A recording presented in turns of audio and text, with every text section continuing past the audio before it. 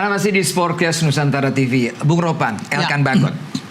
Terakhir membela timnas itu 2023-2024. Ya. Jadi udah setahun ya. Nah sekarang dia ada di Bali. Nah kita bicara tentang posisi. Dia kan adalah naturalnya adalah back tengah. Back tengah, ya. Di situ ada Hapner, di situ ada Jai Itzes, ada Rizky Ridho. Ya. Ini akan seru. Memang di sana banyak ya kalau bisa bicara di back tengah, karena bukan cuma Rizky, bukan cuma Jai, bukan cuma Justin Hapner kan. Ada Ferrari juga, ada Jordi Amat, bisa bermain, bahkan kadang-kadang Verdong bisa ditarik lebih ke tengah. Apalagi kalau Kevin Dix itu sembuh, dia bisa bermain juga di back tengah.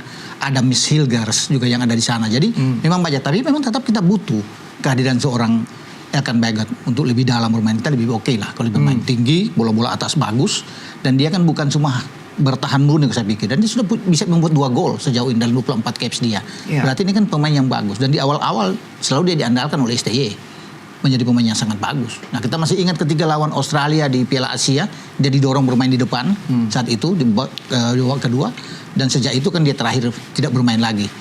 Coba dipanggil untuk di U23 untuk ke Olimpiade saat itu, tapi dia tidak bisa bermain. Tapi sekarang adalah kesempatan itu ada, karena dia seperti Mas Kus bilang tadi selalu bisa bermain kalau dipinjamkan. Terakhir di Blackpool bagaimana dia bermain terus. Dan bagi Patrick Kluivert, dia suka pemain yang lebih banyak bermain di klub kan. Selalu itu pemain yang banyak bermain di klub, dia akan memberikan kesempatan. Nah ini waktunya. Tapi kebetulan dia ada di Bali.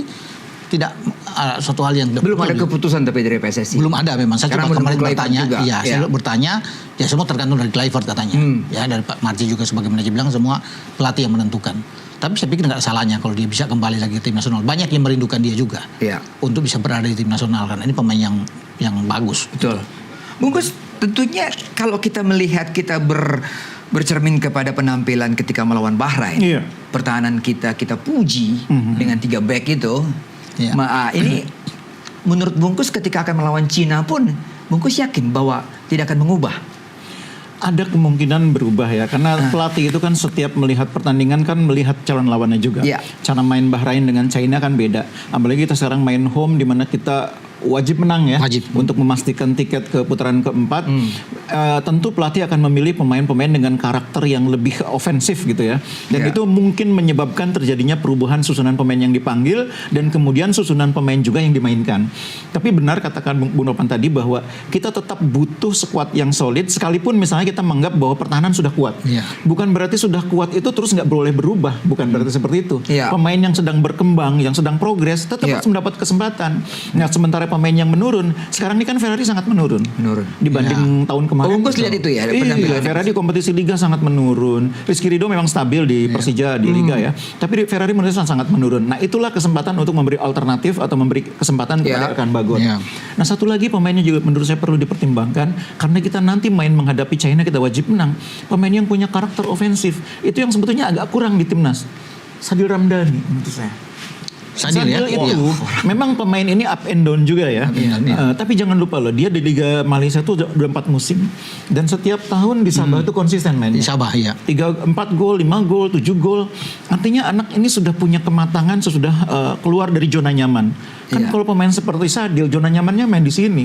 Gaji gede, klub jelas. Di sana tuh kan dia fight dengan gaji yang belum tentu lebih besar, tapi dia mau di sana 4 musim dan berhasil menjadi pemain yang disegani. Jadi menurut saya pemain seperti ini dengan kematangan mental yang semakin terbentuk, itu bagus buat tim nasional.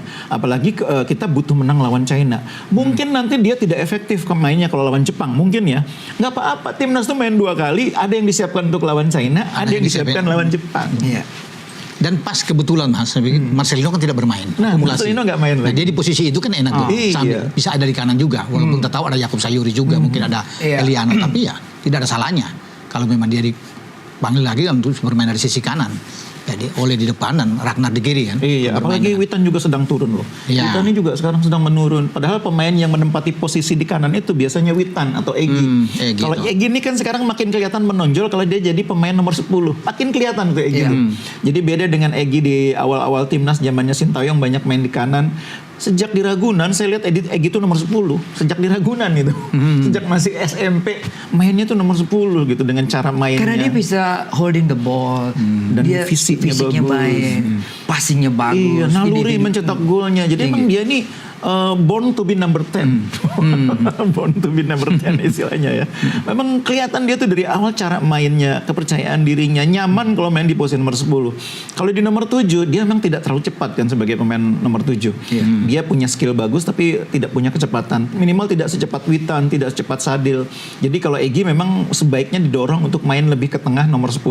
Di kanan itu kita butuh pemain yang lebih eksplosif seperti Sadil atau mungkin Eliano juga bisa main di sana, nggak apa-apa. Bersaing aja mereka. Atau Yakob ya. Yakob juga. Nah, kita bicara flank ini kan. Ini kita punya pemain yang berqualified di situ kan. Di kiri ada Verdong, di kanan mungkin Kevin Dix kalau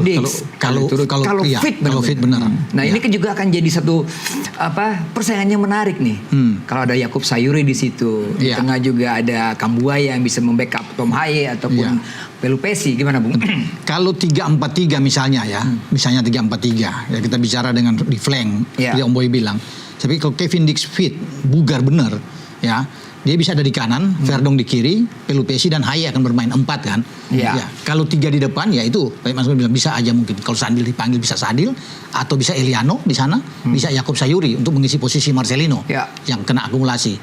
Oleh Romani sudah pasti tidak tergantikan. Ada Ragnar di kiri. Itu kalau bicara di flank kalau dia ada kan. Tapi kalau Dix saya pikir tidak bisa bermain, mungkin di sana masih ada Sandy Walsh. Walaupun jarang main ya. Iya, jarang main ya. Jadi walaupun jarang main bisa ada Sandy Walsh di sana. Atau bisa menempatkan misalnya Yakob. Yakob kan bisa bermain di ini. Baru Sadil misalnya bisa dorong di depan. Bisa saja kan itu. Atau Eliano yang dorong lebih ke depan dengan 3 pemain yang ada di sana. Semua tergantung dari pelatih lagi untuk bisa melihat kebutuhan tim yang ada. Tapi kita sama-sama berharap bahwa Kevin Dix itu bisa bugar bersama dan dia bisa bermain. Gitu. Kalau mengevaluasi kekalahan kita dari China kemarin, tentunya dengan China juga mengantisipasi. Ini perubahan yang sangat signifikan di tim kita ini. Anda melihatnya peluang seperti apa yang bisa dilakukan oleh Clifford memanfaatkan materi pemain yang dia punya yang sangat kaya ini? Iya, nomor 1 itu kita harus belajar ya. Karena waktu kita lawan China itu semua orang opininya adalah kita pasti bisa menang lawan China. Betul. Karena saat itu kondisinya terbalik. Kita sedang di atas angin, tapi justru disitulah pintarnya pelatih Cina membuat yang namanya kontra strategi. Dia biarkan pemain Indonesia menguasai lapangan, tapi dia tutup rapat-rapat pertahanannya, tidak dikasih ruang. Dan kita memang ketika kita banyak pegang bola. Tapi kemudian tidak bisa tembus, mulailah bikin kesalahan-kesalahan. Kesalahan hilang bola, kesalahan pemain terdorong untuk semua naik ke depan, tercipta celah-celah yang akhirnya dimanfaatkan oleh China. Jadi pengalaman dari pertandingan lawan China itu adalah kita tidak memiliki plan B. Ketika di lapangan plan A nggak jalan. Itu yang pertama. Yang kedua, kita kurang mampu menciptakan kreativitas ketika tim pegang bola lebih banyak. Nah, China tidak mustahil mengulangi strategi ini ya, meskipun tidak mustahil juga mereka akan mengubahnya. Nah, kita harus antisipasi kalau China menerapkan taktik yang sama, kita harus lebih kreatif. Makanya saya dorong tadi pemain seperti Sadil supaya bisa dobrak-dobrak. Tim yang rapat itu, yang rapat pertahanannya, obatnya 2. 1 kombinasi, 1-2, atau pemain yang bisa meliuk-liuk menusuk. Nah, kita kombinasi. Kita punya siapa untuk itu? Sadil punya. Orat Mangun punya. Eliano juga punya. Walaupun sebetulnya oleh Romani juga kalau main agak digeser juga bisa lebih ke sayap. Nah, pemain seperti itu yang kita butuhkan kalau kita nggak bisa kombinasi 1-2. Nah, sayangnya memang ketika lawan China saat itu kita terjebak dengan permainan yang monoton dan kecolongan lewat serangan balik. Ini harus diantisipasi. Jangan kita mengulangi kesalahan yang sama. Iya. Tapi mungkin agak berbeda sekarang kan di sini. Yang sekarang kita masih ada Emil, ada Dean James, ada Pelupesi, ada Ole. Ketika di Cina kita kalahkan mereka tidak ada. Jadi saya pikir ini ada satu kelebihan buat kita dan kita bermain di kandang saya pikir. Kalau di Cina seperti Mas Gus bilang benar, mereka kayak meminjam cara bermain kita. Ya, menunggu kemudian counter attack ya. Tapi kalau sekarang kan kita butuh menang. 3 poin itu penting buat kita bermain di GBK. Bungkus dari segmen 1 kita selalu menyinggung ada semangat bahwa kita harus mendorong pemain-pemain lokal kita untuk tampil. Iya kan? Setuju. Tapi di lain sisi inilah saya mau kaitkan juga dengan keputusan atau ide dari PT LIB bahwa pemain asing untuk musim depan diusulkan 11 atau 10 pemain. Bagaimana ini Bungkus? Nah ini kalau Liga 1 biar masuk ya. Netizen pun bertanya, pengamat bola pun ataupun penonton bola pun bertanya. Ini apa maunya? Iya. Jadi dampaknya apa buat timnas? Jadi pertanyaan itu harus dikembalikan ke pertanyaan yang paling dasar. Buat apa sih kita punya liga? Ya. Itu pertanyaan paling mendasar. Liga itu yang pertama untuk menghasilkan pemain-pemain untuk tim nasional. Berkualitas ya. Yang kedua, liga itu digunakan sebagai kesempatan bagi pemain-pemain yang memang pengen menjadi pemain bola berkiprah di situ. Dan yang ketiga, liga itu harus bisa ke depannya bisa menjadi ladang mata pencarian bagi orang-orang yang mau berkarir profesional di situ. Kan minimal 3 itu tujuannya adanya liga. Nah, tujuan yang kedua tadi memberi kesempatan kepada pemain-pemain kita, anak-anak kita yang menekuni sepak bola untuk punya kesempatan unjuk gigi, unjuk prestasi. Itu bisa hilang kalau misalnya liga terlalu banyak memberi kesempatan kepada pemain asing. Tujuannya mungkin bisa tercapai dengan 11 pemain asing yang semuanya bagus, berkualitas, liga kita makin bermutu, klub-klub kita mampu bersaing di level Asia, mampu bersaing bahkan mungkin bisa lolos nanti ke Piala Dunia antar klub. Tapi ada yang hilang kan? Ada yang hilang. Kesempatan bagi anak-anak kita untuk mendapatkan ajang untuk mengekspresikan diri. Nah, jadi kesempatan itu harus diberikan sama besarnya kepada semua anak Indonesia untuk bermain di liga. Nah, kalau kesempatan itu mau kita berikan sama besarnya, ruangnya kan harus dibuka sebesar mungkin, selebar mungkin. Kalau 11 pemain itu asing, katakanlah yang boleh bermain 10 gitu misalnya, atau 8. Itu kan makin sempit bagi pemain-pemain lokal. Pasti, Mas. Nanti pemain lokal itu nggak lebih mainnya bek kanan, bek kiri. Gelandang box to box. Kita nggak punya gelandang kreatif, nggak punya striker, nggak punya back tengah.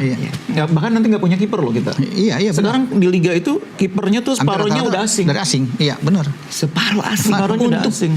Penjaga gawang. Karena kerannya kan udah dibuka lebih banyak sekarang. Ada 7 orang.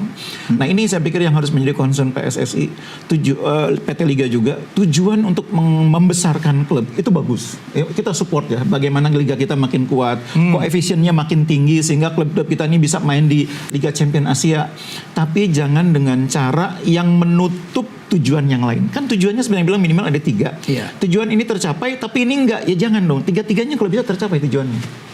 Persaingan di Asia tujuannya, salah satu tujuan dari menambah kuota pemain asing ini. Bung Nopan lihatnya gimana? Karena kan mungkin dianggap dengan kedatangan pemain asing ini bisa mendongkrak performa sebuah tim untuk bisa bersaing di Asia. Tapi saya pikir itu bukan jaminan juga. Nah, contoh kemarin seperti Al-Nassr, Cristiano Ronaldo bermain di sana, Brozovic, Sadio Mane bisa dari sana, Otavio.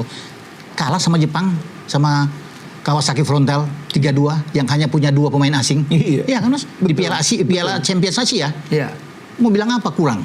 Al-Hilal, Al-Nassr itu kan pemain top semua. Paling tidak 7-8 pemain mereka ada di sana. Tapi dengan Jepang yang hanya 2 saja, tumbang. Nggak bisa bikin apa-apa. Jadi memang nggak menjamin juga kalau bisa bicara ini. Yang penting ya saya pikir kompetisi itu banyak menurunkan pemain-pemain lokal juga harus dilihat. Jangan menutup kesempatan buat mereka. Kalau sudah ada 8 pemain, berat saya pikir untuk bisa berkembang mencari pemain, Mas ya. Ada satu juga, Boy.